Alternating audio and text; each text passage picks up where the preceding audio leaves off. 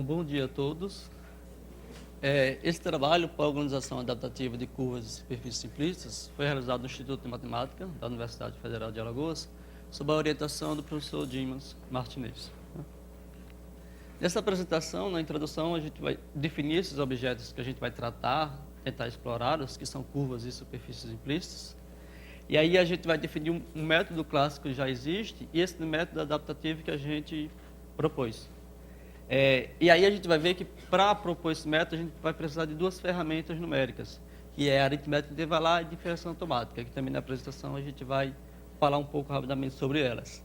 A gente vai apresentar propriamente esses métodos, que a gente chamou de adaptação espacial e adaptação geométrica, alguns resultados que a gente conseguiu com a implementação desse algoritmo, algumas considerações finais e as principais referências desse tema. Bom, uma definição bastante comum e clássica nos livros de objetos simplistas, e nesse caso aqui eu estou tratando objetos simplistas só para o plano, que são as curvas simplistas, e para o espaço, que são as superfícies simplistas, tá? Então, se a gente pega uma função de Rn e R contínua, o objeto implícito vai ser o conjunto de soluções dessa função, f de x igual a zero. Ou seja, é o conjunto de zeros dessa função f, tá? Então, aqui a gente tem dois exemplos de uma curva e de uma superfície, e embaixo as suas respectivas equações, certo? Bom, mas a questão é o seguinte, essa é uma forma contínua de a gente fazer a descrição desses objetos. Para pôr no computador, a gente não consegue fazer a representação de infinitos pontos. Então, o que a gente precisa é fazer uma amostragem desse objeto, a curva ou a superfície, e encontrar uma representação para ela. Aí é onde entra a questão de como que você vai fazer isso de forma eficiente, de forma a fazer uma representação desse objeto que garanta ou que guarde as características iniciais desse objeto, tá? Então, isso que a gente está falando de construir essa amostragem e de fazer essa representação que a gente chama de poligonização. No caso de curvas, a gente vai fazer isso por segmentos de retas, tá? A gente vai aproximar essa curva por segmento de reta.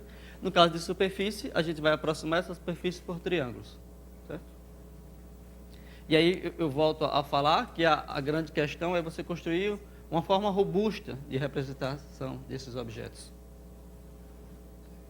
Bom, uma forma bastante notória de fazer esse tipo de representação é você pegar essa região onde tem esse seu objeto implícito e tentar construir nele um reticulado. No caso de curvas, a gente vai pegar e dividir ao longo dos 3 eixos coordenados. No caso de superfície, vai dividir... Desculpa, no caso de curva, os 2 eixos coordenados. No caso de superfície, vai dividir os 3 eixos coordenados, como está nessa figura.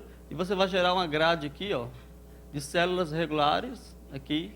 No caso daqui vai ser quadriláteros. E no caso daqui, você vai gerar essas células regulares aqui, que são cubinhos, tá? Então, feito esse reticulado, essa grade aqui, no caso de curvas, de quadriláteros, e essa grade aqui de cubos, o próximo passo seria identificar qual dessas células que intersectam essa sua curva ou essa sua superfície. Então, o que a gente faz? O que esse método clássico faz na realidade, é percorrer célula por célula aqui numa sequência, tá? Olhando o sinal de cada vértice dessa região.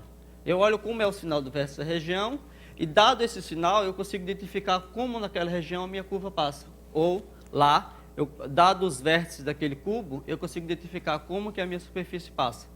Identificado como que passa ali dentro, como ela intersecta esse objeto, aí em cada região eu calculo a intersecção dessa curva com as arestas do meu quadrilátero ou dessa superfície com as arestas do meu cubo, tá? E aí, dados esses pontos, eu consigo aproximar ali dentro da região por um segmento de reta para curvas ou por triângulos, ou uma triangulação, que são vários triângulos, para uma superfície. E aí eu passo que eu percorrer todas as células, uma a uma, desse grid, desse reticulado que eu fiz, eu vou ter construído a aproximação da curva e a aproximação da superfície, tá? Note o seguinte, que para esse método aqui,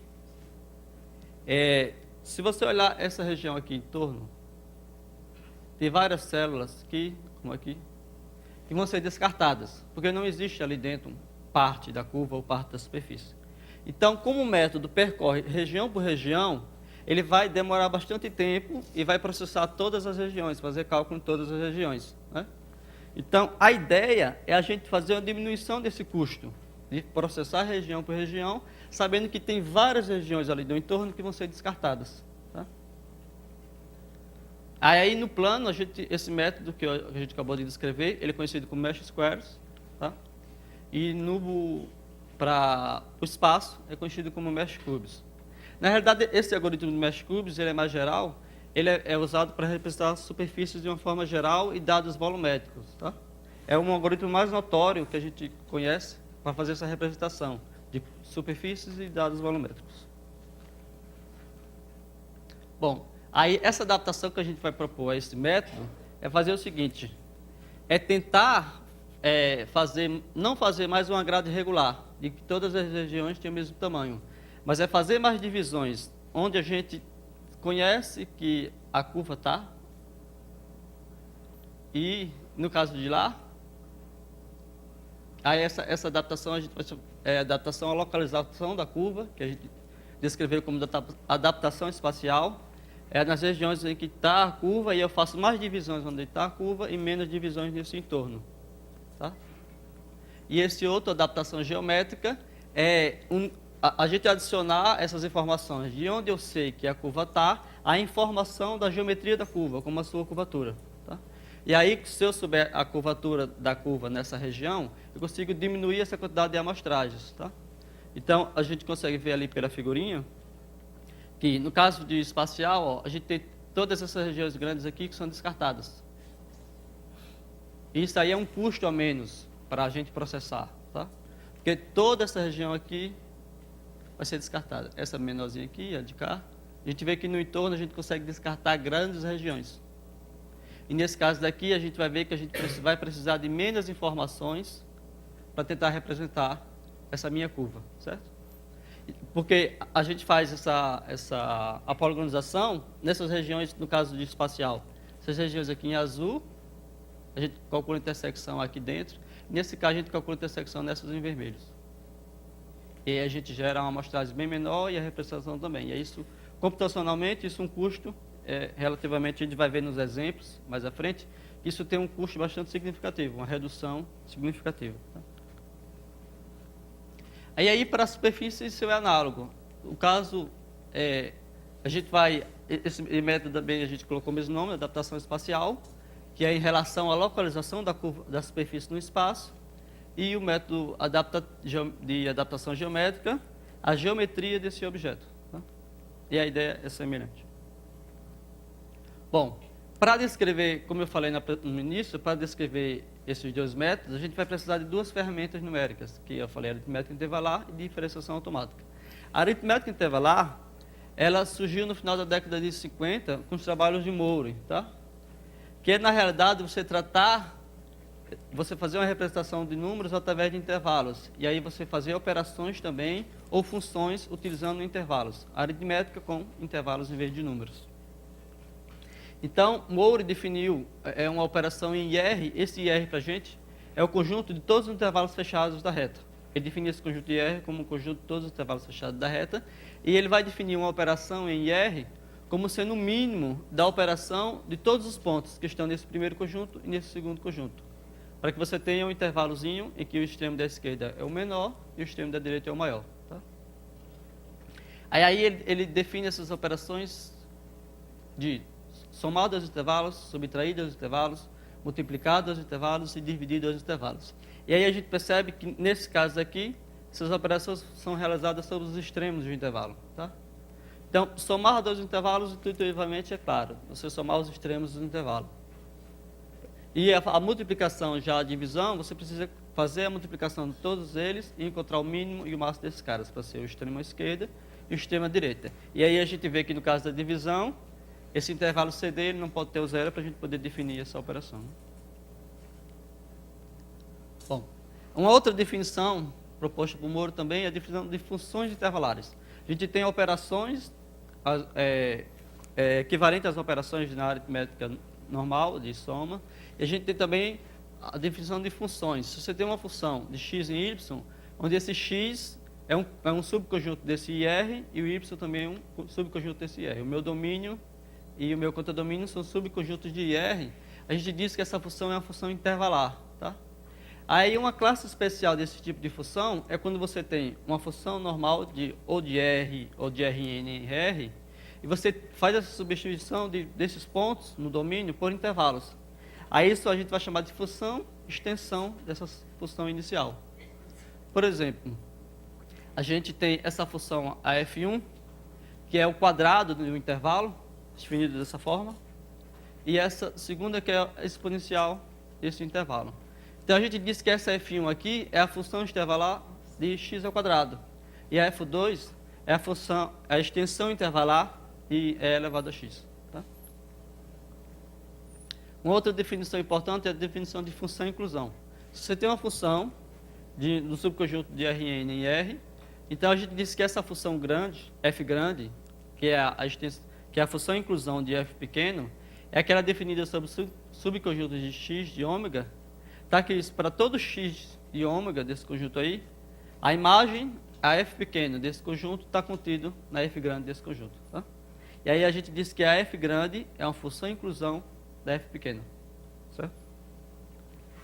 Bom, dadas essas definições, a gente pode pôr esse teorema daqui, que é o teorema fundamental da aritmética intervalar, que é o teorema mais importante proposto por Moore. Ele vai dizer que a extensão intervalar, ela é na realidade uma função inclusão. Tá? Basicamente é isso que ele vai falar. E aí é essa ferramenta que a gente vai utilizar para construir o nosso método de adaptação espacial. Porque note o seguinte, dada essa condição daqui de função inclusão, se a gente sabe que o zero não está nesse conjunto aqui, obviamente ele não está nesse. Então, se não está aqui, a gente sabe que esse objeto aqui não vai ter pontos nessa região. Tá? Porque esse é um objeto implícito em qual esses pontos são zero. E se não tem zero na f grande, obviamente não tem na f pequena. Então, essa região ela não vai conter esses pontos. Então, é isso que a gente vai utilizar no nosso algoritmo para fazer descartes dessas regiões.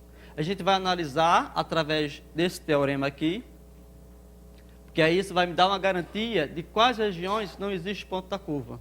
E, obviamente, eu posso descartar essas regiões. E só fazer os cálculos, só processar as regiões em que pode ser que esteja. Porque, por esse teorema aqui, eu conheço as regiões que não têm pontos da curva.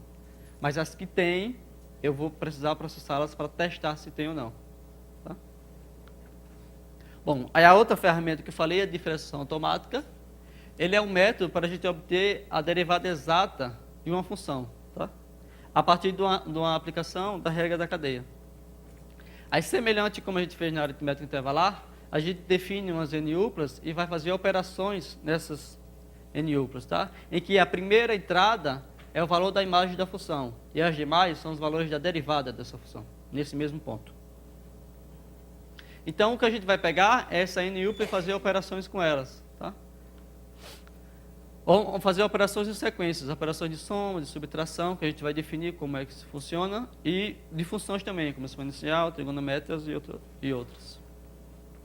Por exemplo, se a gente tem esse vetorzinho aqui, da função e das suas derivadas parciais, em relação a x, em relação a y, somar esses caras, se a gente usar a regra da definição de derivada, se a gente soma esses dois caras aqui, é a derivada deles em relação a x somados e a derivada deles em relação a y somado. E o produto, se a gente usa a regra também do produto das derivadas. Tá? A raiz, se você tem esse vetorzinho, a gente define a raiz desse vetor dessa forma. É a raiz dessa imagem, a derivada com relação a x dividido por 2 sobre f, e a derivada com relação a y sobre 2 sobre f. O cosseno também, se a gente tem esse vetor, a gente define o cosseno dessa forma. E aqui está colocado para as primeiras derivadas, mas esse método ele pode ser estendido para segundas derivadas, derivadas de ordens superiores. Tá? Mas na realidade a gente só precisa de primeiras derivadas, porque a gente vai usar esse método para tentar fazer uma estimativa do vetor normal, que no caso de curvas, superfície simplista, é na realidade o vetor gradiente. Tá? Então a gente só precisa das primeiras derivadas. Bom, aí como eu falei, a gente vai fazer a estimativa do vetor normal, que no caso de curva de superfície é o vetor gradiente. Então, no caso, se a gente, essas entradas aqui são números, tá? O valor da função e de suas derivadas são números. Se eu substituir esses números por intervalos, eu vou construir uma função, eu vou construir uma extensão intervalar do normal, do vetor normal, né? E aí eu posso pegar, então, e construir uma estimativa desse vetor. Saber, nessa região, o quanto que varia o vetor normal, tá? E aí eu vou conseguir fazer o descarte de mais regiões ainda. Bom, mas propriamente como que funciona esse método? Eu já sei as duas ferramentas que eu vou utilizar. Eu vou utilizar a aritmética intervalar para definir esse método que eu vou chamar de adaptação espacial e a aritmética intervalar adicionada à diferenciação automática para descrever esse método que eu vou chamar de adaptação geométrica, tá? Então, como que de fato esse método funciona? Dada essa função de RNR, a gente está à procura do conjunto de zeros dessa função, certo? Bom, aí, na realidade, como eu falei no início, através do teorema fundamental da aritmética intervalar, a gente consegue identificar quais regiões que de fato não existem pontos da curva ou da superfície. Então, eu consigo descartar essas regiões através dessa inclusão que tem aqui. Porque se não existe zero na f grande, obviamente não existe na f pequena, porque ela está incluída. Então, nessa região aqui, não vai existir pontos desse meu objeto. Então, eu consigo descartar esses pontos. Na realidade, eu consigo descartar toda essa região. Tá? Então, para facilitar, fazer uma demonstração de como o método funciona, eu vou fazer uma representação no caso de curvas. Porque no caso de superfície, a ideia é a mesma. Tá? Então, a gente começa o seguinte. A gente começa nessa região aqui, desse intervalo AB, desse quadrilátero, que é o cartesiano do intervalo AB com o intervalo CD, e essa minha curva daqui. O que eu vou fazer é encontrar o ponto médio aqui desse intervalo, que eu chamei de P, e o ponto médio desse intervalo aqui, que eu chamei de M. Tá? Quando eu fizer isso, eu vou criar mais 4 intervalinhos aqui, e aí quando eu fizer, eu vou conseguir identificar essas 4 novos quadriláteros aqui. Certo? Eu tinha esse inicial, quando eu calcular o ponto médio dos dois, eu vou conseguir identificar esses 4 quadriláteros aqui. Feito isso, aí eu olho aqui dentro da região se existe ou não pontos desse meu objeto, através daquele teorema fundamental da aritmética intervalar.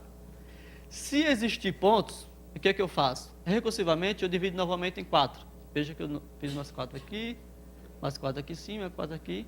Aí, nesse caso aqui, ele vai dizer para mim que existe pontos. Nesse caso aqui vai existir pontos, então vai dividir em 4. Nesse caso existe pontos, vai dividir em 4. Nesse caso aqui, ele vai dizer que não existe pontos. Então, eu já de cara descarto essa região. Então, agora, eu vou fazer o processamento em 3 regiões só. Tá? Nessa, eu divido novamente em 4 regiões, 4 regiões, 4 regiões. E aí, novamente, avalia novamente cada região. Existem pontos do meu objeto, da minha curva aqui? Existe. Então, eu divido novamente em 4. Existe ponto aqui, divide novamente em 4, tá? Aí chega nesse outro passo daqui, que tem as células menorzinhas. Note que aqui, ó, quando dividir em 4, ele disse que esse pedacinho aqui não existia ponto da curva. Só ficou novamente com 3. Aí, esse algoritmo é recursivo. Existem pontos da curva do objeto, divide em 4. Não existe, descarta. Ao passo que, quando eu tiver com essas minhas regiões, num tamanho tão pequeno quanto eu queira, que isso é o usuário que dá o tamanho dessas minhas regiões. Quando eu tiver o tamanho dessas regiões tão pequeno quanto eu queira, aqui dentro eu calculo a interseção da minha curva com as arestas desse quadrilátero, que vai me dar para cada região vai me dar esses 2 pontinhos aqui. E aqui dentro eu aproximo por segmentos de reta. Ao passo que, quando eu tiver processado todas essas minhas regiões que o algoritmo me retorna, eu vou ter feito a poligonização da minha curva. Certo? E para no caso de superfície, a ideia é a mesma, sendo que aqui essa região é um cubo, e quando eu fazer essa partição ao meio, eu vou gerar 8 novos cubinhos. E aí eu processo cada um dos cubinhos. Se existe parte da superfície ali dentro, eu divido novamente em 8, se não divide, eu descarto. Tá? Bom, mas veja o seguinte, que nesse caso aqui, nesse método que a gente descreveu, se a gente observar essa imagem daqui, a gente vai ver que ele vai fazer a mesma quantidade de divisões, tanto em regiões da minha curva aqui, em que tem baixa variação da curvatura, como em regiões que tem alta variação da curvatura. Tá? Ele vai fazer essa divisão de forma uniforme, tanto aqui, baixa curvatura, como alta curvatura. O que nós estamos tentando construir é uma aproximação desse meu objeto. Então, seria razoável aqui, nessa região, em toda essa região grande aqui, que a variação da curvatura é baixa, eu já fazer um segmento de reta maior aqui, pegando toda essa região. Já aqui que a curvatura ela é mais elevada, é necessário que eu continue subdividindo para me preservar as informações originais desse meu objeto. Né? Então, é esse que vai ser esse método que a gente chamou de adaptação geométrica. É tentar levar em consideração isso. Eu já sei, através desse método espacial, quais pontos, quais regiões em que não existe pontos e eu consigo descartar. E aí eu já consigo ficar com bem menos regiões para serem processadas. Aí eu vou adicionar isso, que é feito através da aritmética intervalar, a essa ferramenta que é a diferenciação automática, para tentar descobrir quais são essas regiões em que a variação do normal é pequena, a curvatura ali é pequena, e quais são essas regiões que a curvatura é maior. Porque feito isso, com uma região como essa daqui, eu não vou fazer tantas divisões. Eu já vou aproximar todo esse pedaço por um segmento só de reta. E já aqui não, eu faço mais divisões e aproximo por pequenos segmentos de retas. Tá? Então, ó, como eu falei, com a ajuda da diferenciação automática, adicionado à aritmética intervalar, a gente vai poder fazer a estimativa de um vetor normal, certo? Ao longo da curva, ou da minha superfície. Bom, então, aplicado conjuntamente com a avaliação intervalar da função, é possível identificar não só mais quais região tem pontos da minha curva da superfície, mas se nessa região a variação da curvatura ali dentro é baixa ou não. Certo? E aí, o que a gente vai conseguir é diminuir ainda mais a quantidade de regiões a serem processadas. Certo? Bom, então, analogamente lá, para a gente fazer uma demonstração como esse método funciona, a gente tem novamente nosso quadrilátero aqui e a curva desse quadrilátero. A gente começa novamente igual o primeiro algoritmo, dividindo em 4 novas sub-regiões. E aí aqui a gente vai fazer agora 2 avaliações. A primeira é só para avaliar se existia ou não ponto. Aqui vai fazer 2 avaliações. A primeira avalia se tem. Se a resposta é sim, eu olho agora como é a variação da curvatura aqui dentro. Se ele disser que a variação da curvatura é baixa, então ele já para aí, e aqui mesmo ele já calcula esses 2 pontos e já faz já calcula o segmento de reta. Se ele disser que a variação da curvatura é alta, então ele continua a dividir novamente em 4 e a fazer essa avaliação novamente, tá? Isso recursivamente para todas as minhas regiões aqui, todos esses meus quadriláteros, tá? Aí, ao passo que quando ele chegar aqui, ele vai olhar. Existem pontos do meu objeto aqui nesse quadrilátero? Existe. A variação aqui dentro do vetor normal é baixa? É. Então, não divida mais em 4. Já calcule a aproximação aqui dentro. Já encontre esses pontos de interseção das arestas com o quadrilátero e já calcule aqui dentro o segmento de reta. Ao passo que essas regiões de cima, quando ele chegar nesse quadrilátero grande aqui, ele vai perguntar, existe pontos de aqui dentro? Existe. A variação da curvatura é alta? É. Então, divide novamente em 4. Tá?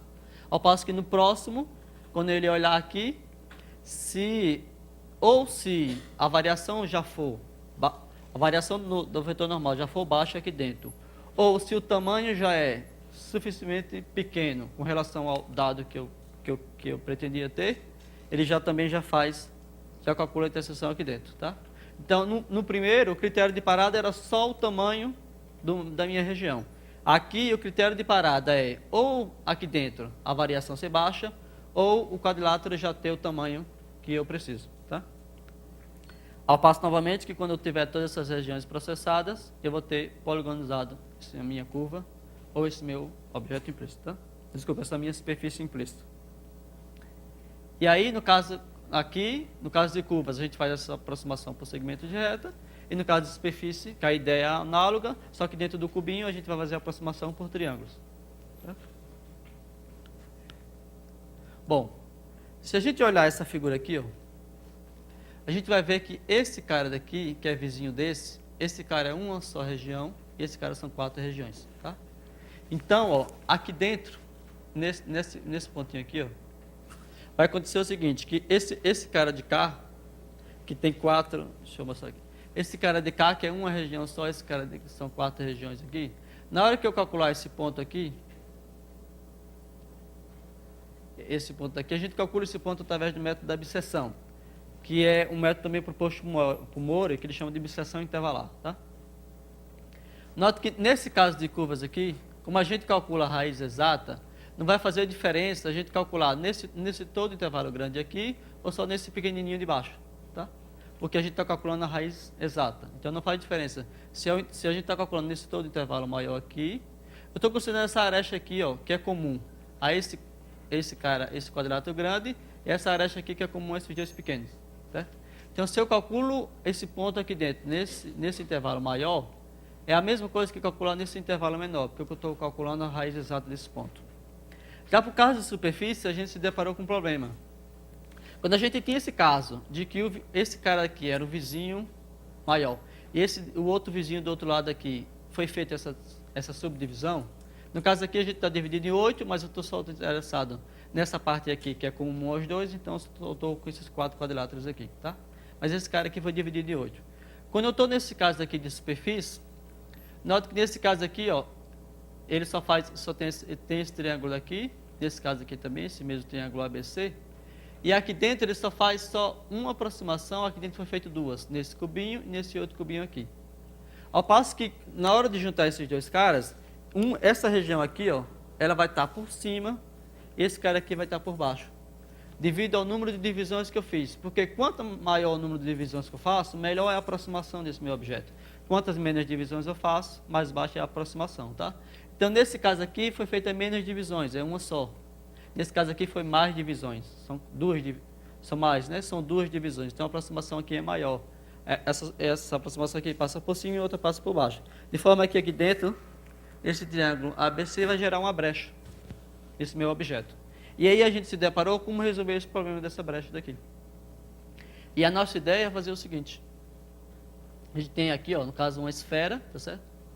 E aqui, esse triângulo aqui representa um cubo só, tá? E esse cara aqui é o cubo vizinho dele, o cubo vizinho dele e o cubo vizinho dele. Esse cara aqui só tinha uma divisão, e nesse caso daqui tinha mais divisões. Então aqui está mais aproximado, aqui está aproximado por um triângulo só. E aí a gente vê essa brecha daqui, ó, gerada, tá? Nesse caso aqui, a brecha é maior, ela é um problema maior ainda, porque ela está gerada nos 3 lados desse cubo, esquerdo, direito e o abaixo, tá? E aí, como foi que a gente resolveu esse caso? Primeiro, a gente tentou identificar aqui dentro, nessa face aqui que é comum aos dois, quais são esses pontos que formam essa brecha, tá? E aí, identificado esses pontos, a gente tenta fazer uma triangulação aqui dentro dessa brecha para fechar essa brecha daqui. Então, a gente cria esses triângulos magrinhos aqui, ó, tem 2 aqui, 2 aqui e 2 embaixo, certo? Notem o seguinte, que o problema está resolvido, a gente consegue fazer esses triângulos aqui, tampar a brecha, e a superfície vai estar totalmente fechada. Só que, para efeito visual, isso aqui não é legal, porque tem esse triângulo grandão aqui e os vizinhos meio magrinhos, tá?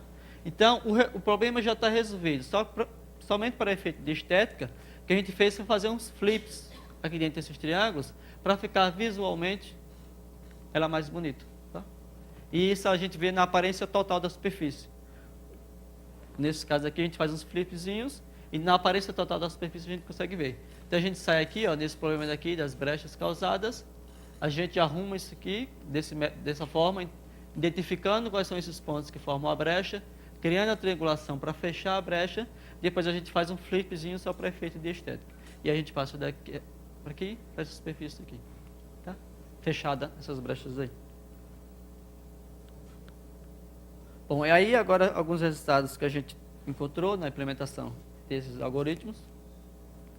E aí, ó, para efeito de fazer a análise do quão melhor é o algoritmo espacial em relação ao algoritmo original, o Mesh Squares ou o Mesh Cubes, e quão melhor é a adaptação geométrica em relação à adaptação espacial, a gente definiu essas regiões aqui que a gente chamou de visitados e finais.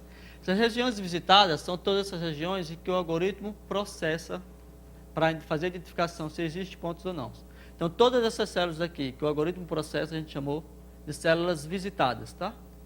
Que são essas células não sombreadas, tanto no espacial como no geométrico.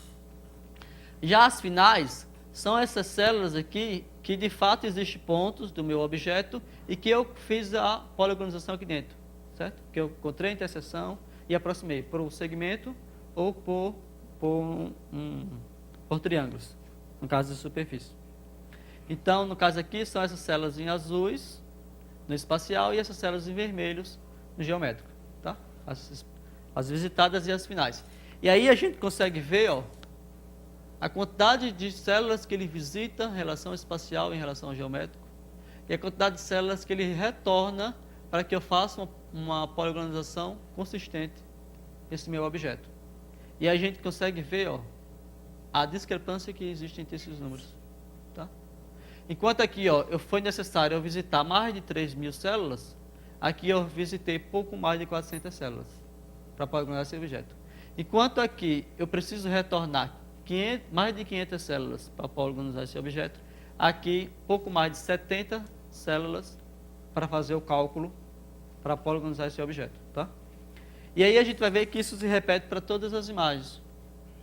Existe uma discrepância entre as células que eu vou visitar e as células retornadas para mim, para que de fato eu faça a poligonização desse meu objeto. E aí mais um outro exemplo. E aqui, ó, a gente consegue ver nessa região aqui, ó, que a curvatura é bem maior.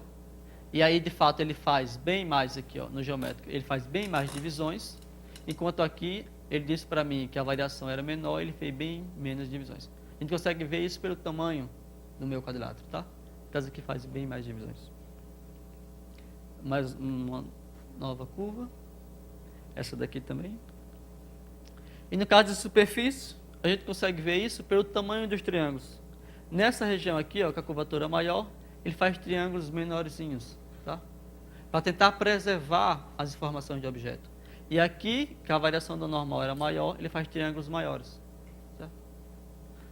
Aqui é a adaptação espacial e aqui é a adaptação geométrica. E aí isso vai se repetir para as demais imagens que a gente consegue. Adaptação espacial, ele faz os triângulos todos do mesmo tamanho. Adaptação geométrica, nessa parte daqui que a curvatura é maior, ele faz os menorzinhos e aqui faz os triângulos maiores. Tá? Essa figura aqui é para mostrar na realidade que essa quantidade, essa diferença, essa discrepância que existe, é quando você tem de fato objetos em que você tem regiões que a variação do normal é baixa. Nesse caso aqui, esse objeto, praticamente toda região que você pegar, ele vai ter uma curvatura elevada, então você não vai conseguir essa discrepância. Mas mesmo assim você vê que ainda ele faz bem menos avaliações e as células que vão ser processadas para fazer a poligonização também vai ser menor. Né? Mais uma figurinha. E aí, ó, as considerações que a gente coloca é que o seguinte, que esse problema de você fazer a representação de forma consistente no computador do seu objeto implícito, ele é um problema da computação gráfica que está intimamente relacionado. É você tem um objeto e tentar fazer a representação dele no computador. E aí a gente viu que o método espacial em relação ao algoritmo original, o Mesh Squares e o Mesh Cube, por si só ele já é uma boa abordagem, porque você tem garantias teóricas, através da aritmética intervalar, da existência de pontos nesse lugar, e você tem bem menos regiões para serem processadas. Tá? Já a adaptação geométrica, por a gente ter informações extras do objeto, como a sua curvatura, a gente vai ter uma diminuição bem significativa dessas regiões a serem processadas. E aí a gente vai ter a redução do custo computacional para fazer a poligonização desse objeto. E por fim, algumas referências principais para esse trabalho. E obrigado a todos pela atenção.